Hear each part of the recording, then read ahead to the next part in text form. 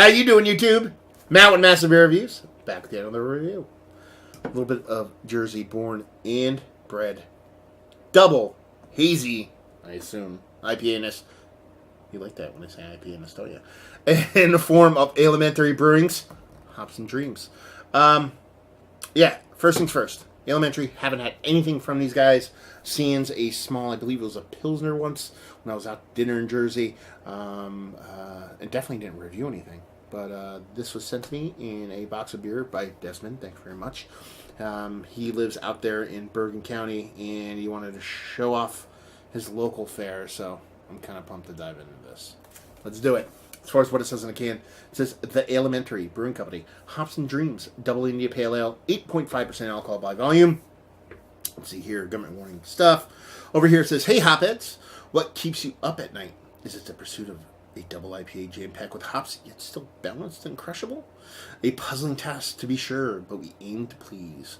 We set to work and brewed up this heavenly concoction of hops and dreams. With over 4 pounds of hops per barrel, this double dry hopped can is bursting with danky tangerine, orange, and lemon flavors. Goes down easy, sure to give you sweet dreams. Drinking for science. So it has a bunch of nerdy stuff over here. Like I said, the ABV, 8.5%. Independent craft beer logo on there. Don't see that a lot. I have a theory about the independent craft beer logo, so we'll see how that goes. Probably be a little, what's the thing I do? Editorial thing. But here's the best part about the can. There's this tiny little dog head kind of peeking.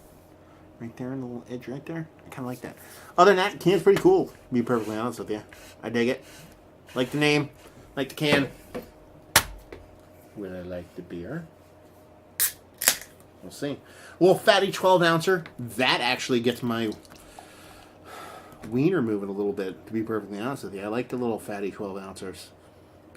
Everybody loves these 16-ounce cans. I like the 12-ounce cans. You know, bringing that shit back. Come on, baby. Yeah, I mean, look at that shit. You can take a nap on that. That's like, it's like a sleep number pillow or something like that going on there. It's so creamy. Nice compact bubbles, just off-white. She's got that haze to her, but she's not super hazy. You can definitely glean a little bit of light through her. I'm not sure you can see through my finger, but she's an orange with a subtle murk to her. Not really much carbonation, it looks like, but, yeah. She looks like an IPA. Or double IPA, if you will.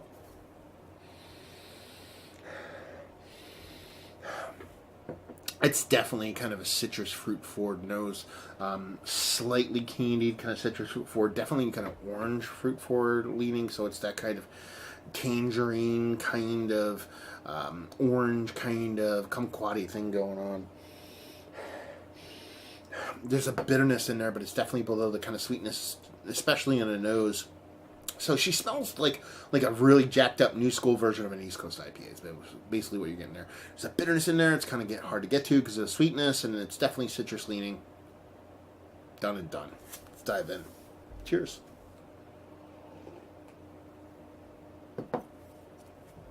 Ooh, that's impactful. Wow.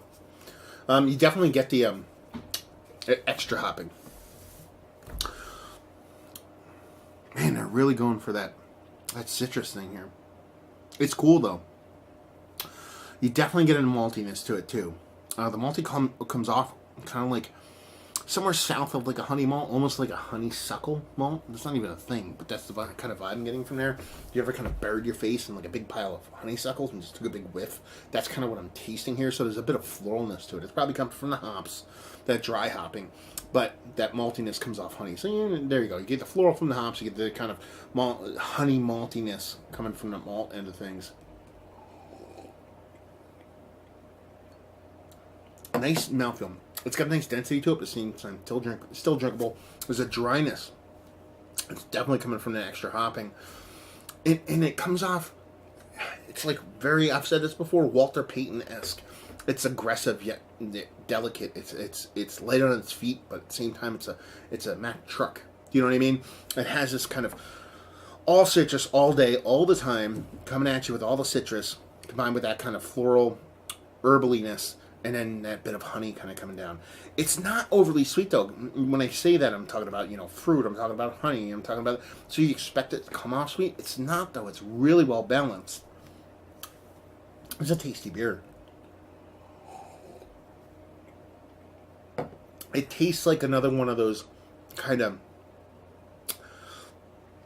I'm sensing a trend here, and this beer tastes like it comes from the equilibriums of the world, the component nerds of the world, the chemists of the beer world, the people that worked in science, whether it be chemical science or whatever. So, I believe the EQ guys had something to do with water, but regardless, it tastes like some kind of some kind of chemist, some kind of engineering kind of science to make these beers kind of work. It has this kind of vibe to it. I get it from a couple different breweries, and that's a cool thing. So it almost seems like the water, the hops, the malt, and everything has been dialed to an nth degree as an equation. It makes sense. Alementary, you know what I mean? It's kind of right on the nose there, but it rings true in the beer. So it's kind of cool to actually taste the name of the brewery in the beer, kind of in that sense. If that makes any sense to anybody out there. That it feels like a super kind of, a formulated nerd beer. And I dig it. What else? I think that's it.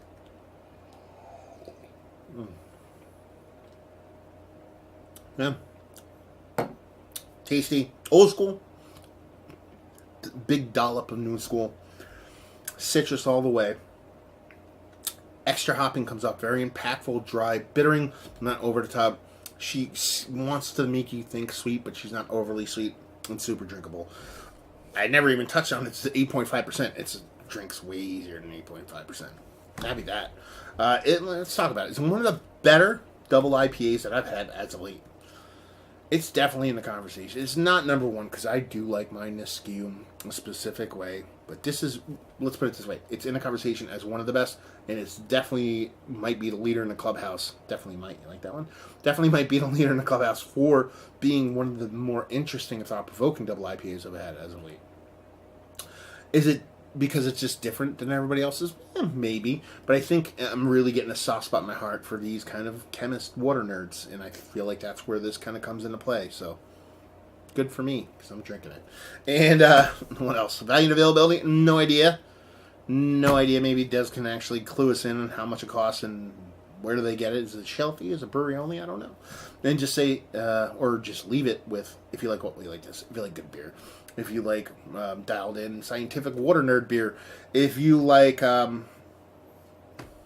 old school IPAs, but you want that new school helping, huge heaping helping of new school in it. And if you like extra hopping, because it does have that liberally, but at the same time, it still comes off drinkable, which is sometimes a little bit of a trick. Some people go a little bit too heavy-handed with it or something like that. So, if you like tasty beer, definitely worth picking up. So there you go, another review in the books. Hopefully you guys enjoyed it. Didn't, down there, words and stuff and things. Facebook, Twitter, Instagram, Untapped, Massive Beers, all four of those places if you want to check this guy out somewhere else. There you go, another review in the book. So, drink beer. More words. Talk to you later. Cheers. That was a weird ending, wasn't it?